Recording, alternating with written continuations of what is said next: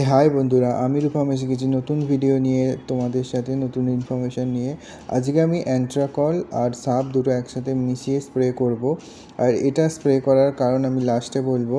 প্রথমে এই অ্যান্ট্রাকল আর এটা হচ্ছে সাপ দুটো আমি একসাথে 1 লিটার জলে গুলে নিচ্ছি। 1 লিটার থেকে 1 থেকে 2 লিটার হলেও অসুবিধে নেই। গুলে নিয়ে আমি এটা স্প্রে করব প্রত্যেকটা গাছে। আর এটা কিন্তু স্প্রে করতে হয়, মাটিতে না দিলেও চলবে। এখন আমার ছাদ বাগানে আম, জাম এসব গাছের ফুল আসছে, কুঁড়ি আসছে, তার জন্যই এই সারটা দেয়া। সো এটা হচ্ছে মালবেরির আমার একটা গাছ, আর এই মালবেরি গাছের ওপরেই আজকে আমি সারগুলো মিক্স করে যে ওয়াটারটা হয়েছে সেটা স্প্রে করব। স্প্রে করার আগে একটু মালবেরি গাছটা আমি দেখিয়ে দিই। এইটা গাছটা এখনও সমস্ত ফল কাঁচা আছে, আস্তে আস্তে পাকবে।